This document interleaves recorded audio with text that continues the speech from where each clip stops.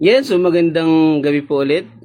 Tayo po ngayon ay nagpapatuloy sa ating pag-aaral sa ating ah, daily devotion. No? When it comes to touching lives, tayo po ngayon ay nasa verse 4 and 5 ng chapter 31 ng aklat ng Isaiah.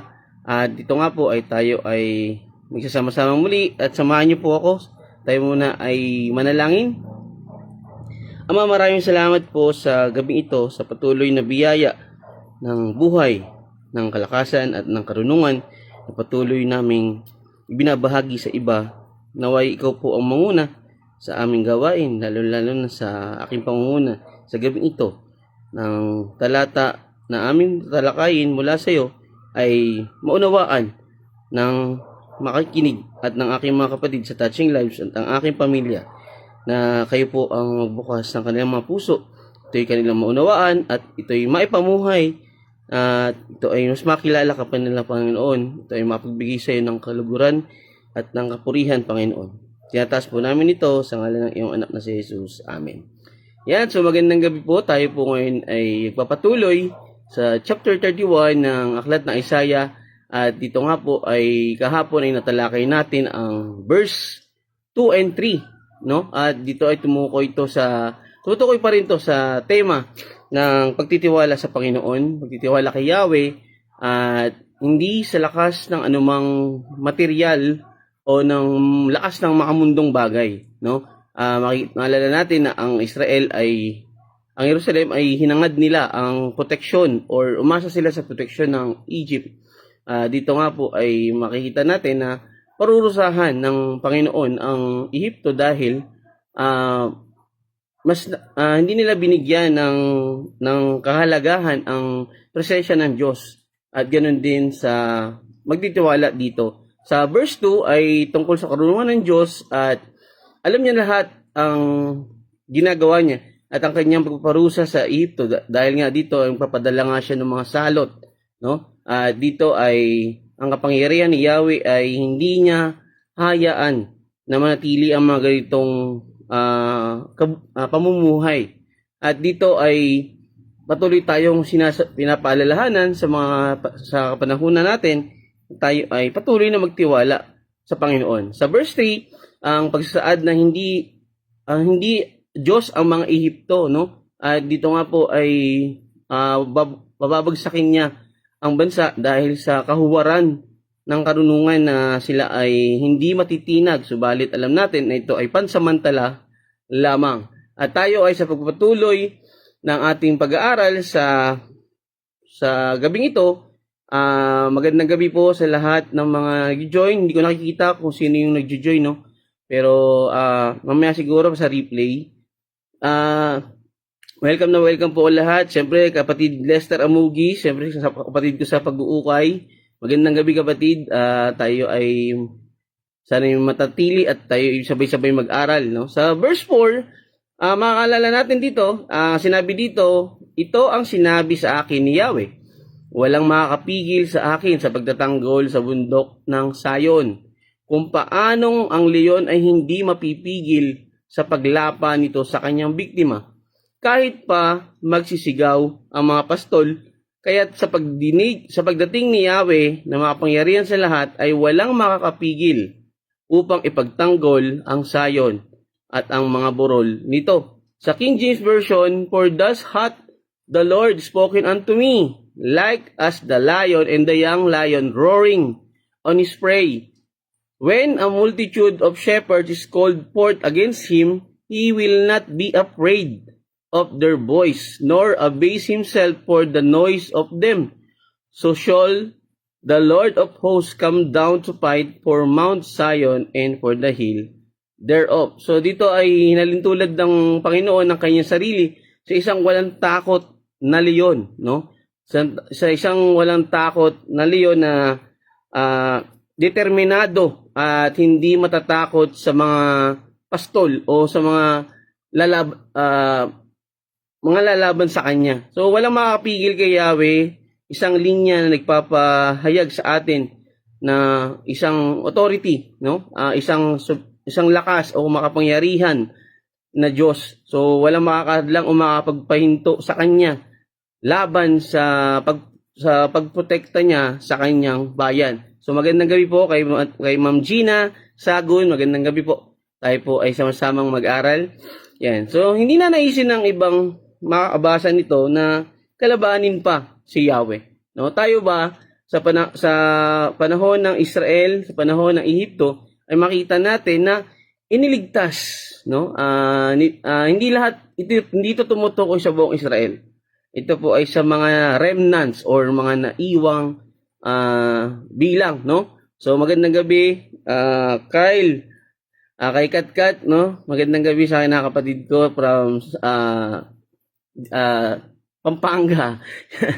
So ang verse 4 ay tumutukoy sa hindi matatawarang proteksyon at pagtatanggol ng Diyos sa kanyang bayang iniligtas. Yun nga, hindi ito tumutukoy sa kabuuhan ng Israel. Ito po ay sa mga matitira, no? Sa mga matitira sa Israel na dadalhin sa bundok ng Zion o sa millennial kingdom. So magandang gabi Sister Irene. Magandang gabi sis. Yan. So nagpapakita ng katuparan ng pangako ng Diyos na ang lahat ng maliligtas ay kanyang aarugain. Hindi niya hahayaan. Ipiniliwanag ni Apostol Pablo ito dun sa sa Romans 8. So mga katotohanan ito sa verse 1. So verse 1, verse 30, verse 31, verse 32. So mas makikita natin kung gaano magbigay ng protection ang Panginoon sa kanyang bayan. Dito ay makikita natin na walang makakapigil sa lakas o walang makakapagpahinto sa kanya upang ito ay magawa. Ang salitang victory or isang pagkapanalo o isang protection na sinasabi dito ay ang kanyang pagkupkup o pag-aruga sa kanyang mga anak. Ang bundok ng Zion ay isang lugar na kung saan dito mararanasan ng kanyang mga niligtas o mga pinili ay ang totoong kapayapaan. So parang leon na walang makapigil. Sa tingin natin na ang leon ay pag nag-roar lang ng isang beses ay siguro aatras ka na, no? So kahit ilang dami pa ng mga kakalaban sa kanya o pipigil sa kanya upang proteksyonan upang pigilan siya sa pagkuha ng kanyang mabibiktima ay talagang magdadalawang isip na pigilan siya, no? So ang bagsik ng leon ay sa paglapa sa kanyang biktima ay siguradong walang makakarinig. So parang sinasabi dito na pag nagawa ito ng Panginoon, no? Alam natin na kung gaano makapangyarihan ng Panginoon. At walang makakatapat o makakapantay sa kanyang lakas. At makikita rin natin na isang bagay na nagpapatunay dito ay ang kanyang pagbibigay proteksyon sa kanyang bayan. So sumasalamin sa kanyang otoridad at soberanya na ikinumpara nga doon sa isang hari ng lahat ng hayop, no? Ang leon ay napaka-intelligent, napakatalino. So walang makakabasa nung kanyang iniisip, no? Alam natin na simple lang. Pero pag nagkaroon siya ng isang mensahe is very authority, no? Napakataas ng authority. So ganoon din ang Panginoon, walang pwedeng pumantay sa kanya kung paanong hindi napigil na sino man ang kanyang paghatol sa mga bayang lumaban sa kanya. Sa chapter 13 to 24, naalala natin yung mga bansang kumalaban sa kanyang bayan at sa mga hindi sumampalataya sa kanya. Maalala natin, ang dami nito, no? So, nandito yung mga Babylonia, yung Moab, Filisteo. Actually, napakadaming malalakas na bansa ang gustong sumakop sa Israel. Subalit, maalala natin, up to now, no? Hindi pa rin nila matinag-tinag o malipol-lipol ang bansang Israel dahil nandun yung protection ng Diyos. So, yun po yung totoong protection. Sa bagay ito ay wala ring makapigil sa Panginoon sa pagtatanggol sa kanyang bayan. So bilang bilang isang ama, no, ako bilang isang ama ay handa akong ipagtanggol ang aking anak. Ganun din ang Panginoon sa kanyang mga pinili, no? Sa kanyang mga ililigtas at dadalhin sa kanyang kaharian sa millennial kingdom. Maalala natin na maraming mga verses sa Bible ang nagpapatunay na hindi kailanman hahayaan ng Panginoon na maagaw ang kanya, no? Magandang gabi sa aking tiya, no? Actually, tiya kasi kapatid ni Papa, si Sister Manang IB, yan, Manang IB Dorero at si Ate Inga from Matimonan. So magandang gabi po. Tayo po ay sama-samang matuto. So again, ang paghahalin tulad ng Diyos sa kanyang sarili sa isang walang takot na leyon ay nagpapakita ng matibay at matatag na panindigan, isang matatag na kapangyarihan ng isang Diyos na walang sino man ang kayang pumigil sa kanyang bagsik. Ang bagsik niya ay isang tulad ng mas matindi pa sa mga kidlat, mga bagyo na walang kayang magpahinto. At ito nga nagpapakita ng soberanya ng Panginoon, ang kapangyarihan ng Diyos na kahit kailan ay walang makakapantay dito. Yan. So ang tema ay ang patuloy na proteksyon ng Panginoon.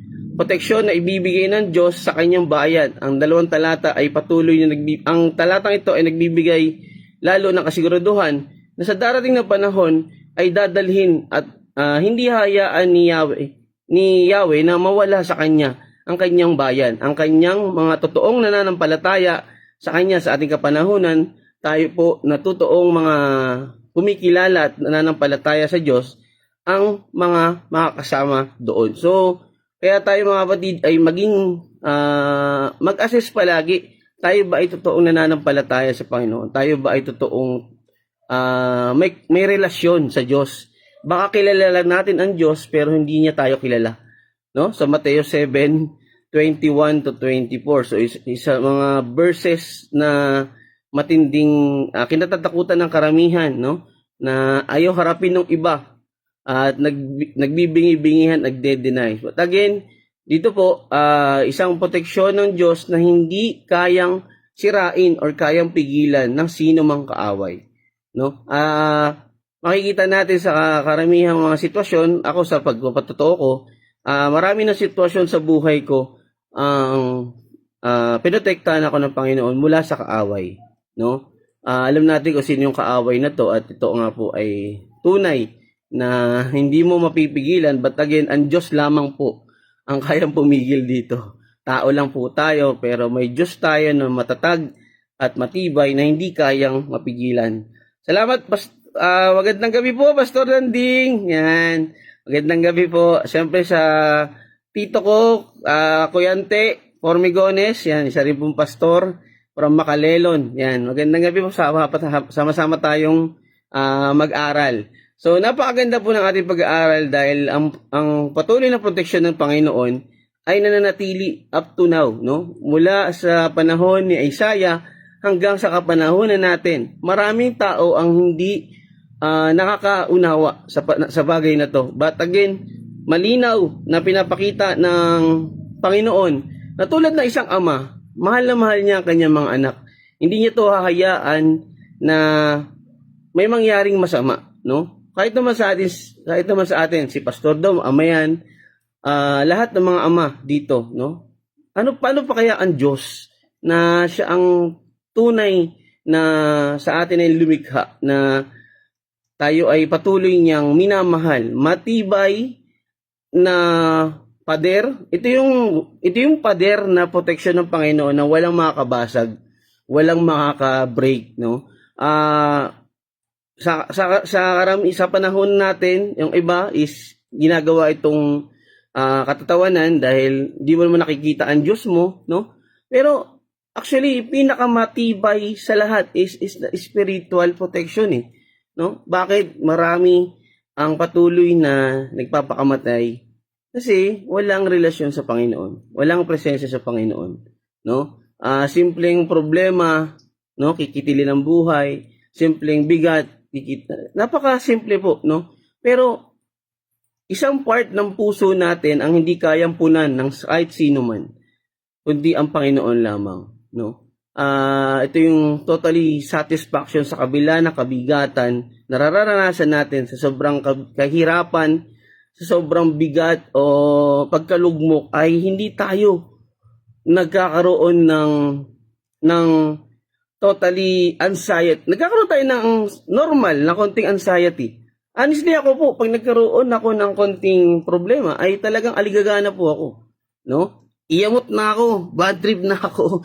Ito yung sinasabi natin, dalawa yung high blood eh. Pag-uugali, saka sakit, no?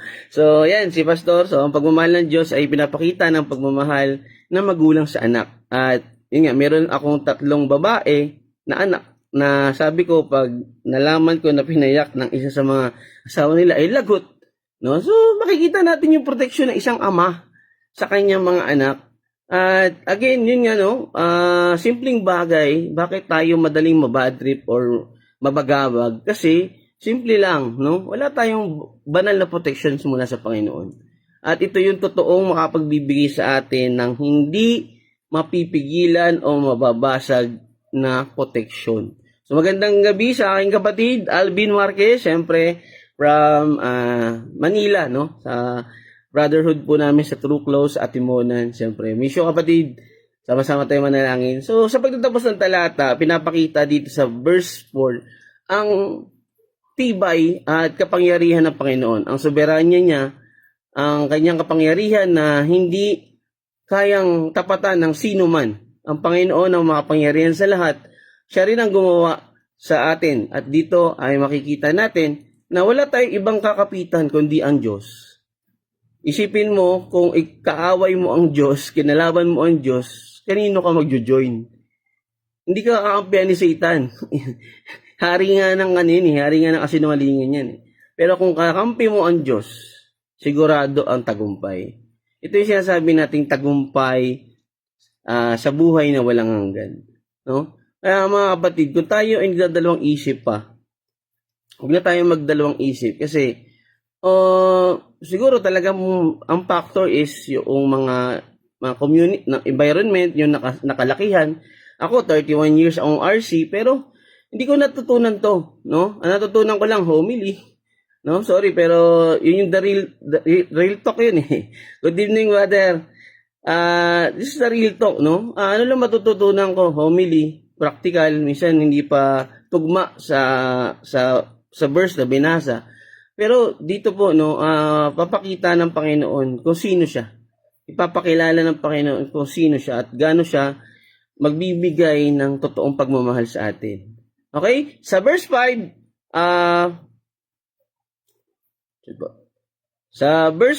tulad ng pag-aalaga ng ibon sa kanyang inakay, gayon iingatan ni Yahweh na makapangyarihan sa lahat ang Jerusalem.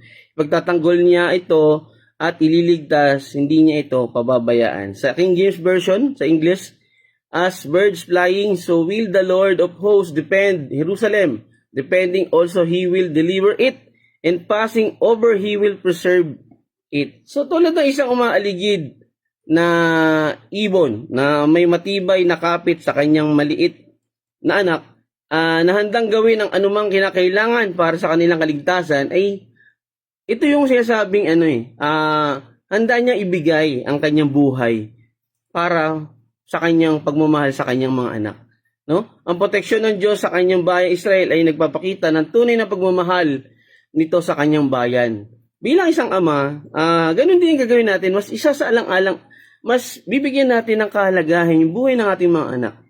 No? Minsan, nagiging selfless na tayo. Nagiging, mas iniisip na natin sila.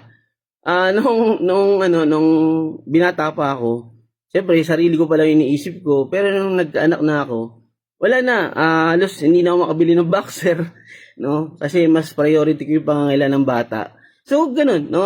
Tulad na isang pagmamahal ng isang ama ng Panginoon, ang pagmamahal niya sa kanyang mga anak ay isang hindi matatawarang tulad na isang proteksyon. No? Isang pagmamahal na nagpapakita ng tunay na kadakilaan ng Diyos. Tunay na pagmamahal ng Diyos. Ang Diyos ang mapangyarihan sa lahat na walang kayang hindi gawin, lalo na sa pagliligtas ng kanyang bayan. Ang mga kalakasan na di mo maunawaan ang kapangyarihan ng Diyos na hindi kayang pantayan ng bansang Ehipto o ng anumang bansa na sobrang lakas. Magandang gabi, kapatid Jun Tabayag, at syempre kay Kuya Gibson, nakapitbahay ko rito. Si Jun Tabayag ay dati kong trabaho sa bistro na until lang sa bistro pa rin. Magandang gabi, kapatid.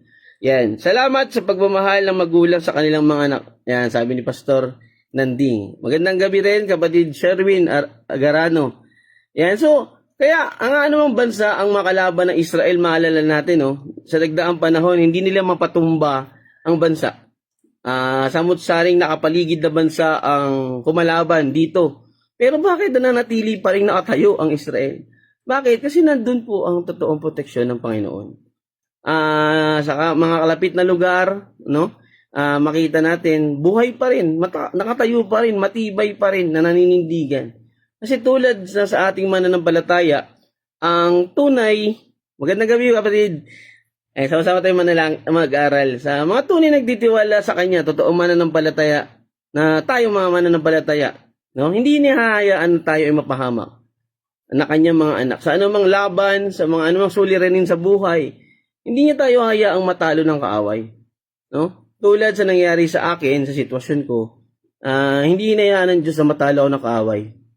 Pero, makikita mo, at this moment na nakaharap ako sa inyo nagsasalita, nagpapatotoo na walang ibang makakatulong sa atin kundi ang Panginoon. Lahat is iiwan tayo, pero ang Panginoon, never niyang iiwan tayo. Basta nandun tayo sa totoong pagmamahal.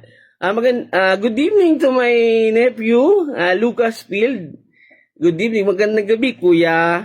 Yan, magandang gabi sa inyo dyan, nila mama mo, nina ate. Yan, so, sa anumang laban,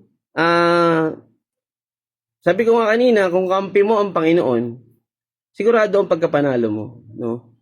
Ang buhay natin dito sa mundo ay napaka-simple. No? Hindi ang tunay na buhay. So, ang Panginoon, tulad po ng mga ginagamit niyang lingkod, no? Ang proteksyon at pagmamalasakit ay kinumpara sa pagmamalasakit ng ibon sa kanyang inakay. Kung may mga alaga kayong ibon, no? So, may isang inahin na manok na nasunog sa ilalim ng papag ng isang bahay. Ang itsura ng inahin ay hindi nabago. Ibig sabihin yung position niya. No? Bagaman, tupok na nang hawakan ng tao ang inahin, pero sa ilalim nito ay nandoon ang mga sisiw at nanatiling buhay. So ganoon po inilarawan. No? Ganoon kamahal ng inahin ang kanyang mga sisiw.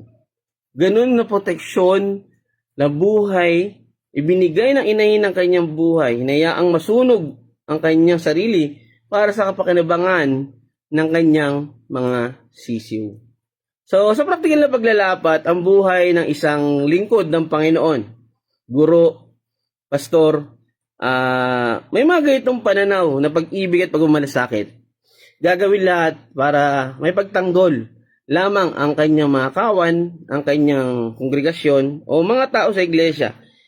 Ang tunay na pastor is yung tinutukoy ni Apostol Pablo sa chapter 4, no? Spiritual father, isang 24/7 na nakatingin sa buhay ng kanyang mga kawan. Feeding the flock, watching the flock. Wala, no? Lahat ng nangyayari sa buhay ng mga kawan niya is kailangan niyang alamin. Kasi, actually, wala naman talagang problema kung hindi niya, yun hindi niya pakalman. Pero, ganun niya sinusunod ang pamamaraan ng Diyos. Kasi ganun ang Diyos Ganun ang Diyos sa atin. Magandang gabi sa aking bayaw, Jomar Basin. Yan, makakahabol ka pa kapatid, diyan ka lang. Makikita natin na gagawin lahat upang mapagtanggol ang kanyang kawan o mga tao sa iglesia. Sa mga maling katuruan, sa mga maling pag-uugali at sa mga bagay na alam niyang makakasira sa kanilang pananampalataya at pamumuhay bilang mga Kristiyano. Ang tunay na lingkod ng Panginoon ay hindi nakatingin o hindi iniintindi ang sariling kapakinabangan. Take note of that, mga kapatid. Take note of that. Ang totoong lingkod ng Panginoon ay hindi nakatingin sa mismong kanyang sarili, sa sariling kapakinabangan. Kahit mapahamak pa siya, basta masigurado lamang na maayos ang kalalagyan ng kanyang mga tao sa simbahan. Katulad din ng mga pagmamahal ng isang magulang sa kanyang mga anak. Kaya nga ako kung boldjakin ako niya ni Pastor Dom matindi. Di ba? Pero, very much appreciated yun. Bakit? Kasi yun yung nakikita niya, yung pangit Sinasabi niya sa akin directly, masakit, pero doon ako lumalago. Napaka biyaya ng Panginoon, yung proteksyon ng Panginoon dahil sa kanyang binigay na gabay. So, napaka sarap na napakahirap maging Kristiyano, napakahirap sumunod sa Panginoon. Requirements, grabe ang requirements ng Panginoon. Pero ito yung sinasabing no pain, no gain no? Hindi ka talaga lalago hangga't hindi ka nasasaktan. So ganito yung pamamaraan ng Panginoon. Sa practical na pamumuhay, grabe yung pagmamahal ng Diyos sa atin. Up to now, mula pa nung umpisa up to now hanggang ngayon. So sa 49:15 ang sagot ni Yahweh, malilimot kaya ng ina ang sarili niyang anak, hindi kaya niya mahalin ang sanggol niyang iniluwal. Kung mayroon mang inang lumilimot sa kanyang anak, hindi ko kayo kakalimutan kahit sandali. Makikita natin madaling sabihin na kaya mong iwan ang iyong mga anak, pero totoo lang hindi no? Makikita rin natin sa John 3:16 ang pagkakaloob ng ama sa kanyang anak. Sa John 10 at awit 23 ang mabuting pastol at ang mga unang pahayag hinggil dito. Makikita natin kung paano ibigay ng Panginoon ng kanyang pagmamahal sa kanyang mga anak. Ganun din tayo, no? Sa tulad nga ng nakikwento ko kanina, hindi ako basta-basta binibaby ng aking pastor. Ako ay talagang tinuturuan niya, no? Hindi ko alam kung top love ba yun, pero hindi top love kasi nakakabiroan ko pa di ba? Pero ako, sabi ko nga, kung ito yung bigay ng Panginoon na pamamaraan niya upang ako ay lumago bilang totoong mananampalataya, bakit hindi? And nakita ko yun all throughout up to now. Mga sitwasyon na bagay na tayo ay pinapakalman ng pastor, pinapakalman ng ating mga tagapanguna. Mga batid, ang tunay na lingkod ng Panginoon ay may pakialam sa kanyang mga kapatid, sa kanyang mga kawan. Tulad ng Panginoon, nandun ng kanyang pagbumonitor sa atin. Kaya nga, alam ng Panginoon yung bawat sitwasyon sa ating buhay. Alam niya, at tulad ng isang lingkod ng Panginoon, ang pagbibigay ng proteksyon para hindi mapahamak ang kanyang mga kawan o magkaroon ng maling katuruan, gagawin niya ang lahat, no? Ibibigay niya ang kanyang buhay para maproteksyonan to. At ganoon sa tulad ng isang ama na hindi niya hayaan na napapaano ang kanyang mga anak. So, nakikita natin dito yung pagmamahal ng Panginoon. Ang Biblia ay nagpapahayag ng maraming sitwasyon na hindi matatawarang proteksyon ng Diyos sa mga tao, simula pa sa panahon ni Adan hanggang sa kasalukuyan at sa dulo ng panahon. Simple lang yung nangyari sa akin, no? Kung kayo po ay hindi nakita ko doon is the initial situation. Pero ang ginawa sa akin ng Panginoon, binigyan niya ako ng proteksyon upang hindi ako matalo ng kalaban. Maraming temptation, maraming pag-iisip ang bumabagabag sa akin, sitwasyon ko. Pero, isa lang po ang naging patotoo ko. Nasa harap niyo pa rin ako. So, isang bagay lang, kasi ang dami talaga sa mga sitwasyon na naranasan ko. marami diyan nagpapatiwakal na. Marami diyan gagawa na ng hindi na kaaya-aya. Marami diyan ay kung ano na ang mga ginawa, no? Inulugbok na ang sarili sa baba, sa mga masasamang gawain. Isang bagay lamang na nagpapakita na hindi mo kinikilala ang Panginoon. Hindi mo kilala ang iyong Diyos. Hindi natin kilala ang ating lumikha, no, sa atin. Pero ako, malinaw sa akin na lahat iiwan ako, pero ang Diyos hindi. Isang bagay na kaya niyang punan sa aking parte ng buhay ko ay ito yung buong buhay ko na kaya kong ibigay ang kanyang ibigay ang aking buhay sa kanya. Kaya nga ang church ay tinaguri ang babae dahil sa pagmamahal nila sa mga tao sa simbahan. No? Salamat po, Pastor Dom. Makikita natin kung gaano magmahal ang Panginoon. Doon na lang sa John 3:16, di ba? Ganun na lamang ang pagmamahal ng Diyos sa sanlibutan, no? Actually, sino ba sa atin ang mag-aalay o isasakripisyo ang ating anak para sa kasalanan ng iba? Di ba? Wala. Pero ang Diyos ginawa niya. So, ito yung sinasabing talagang unconditional love, selfless. No? Kaya nga ako, sabi ko dun sa isa kong kapwa seller na susuporta ako kahit hindi mo ako suportahan dahil gusto ko sumuporta, so susuporta ako.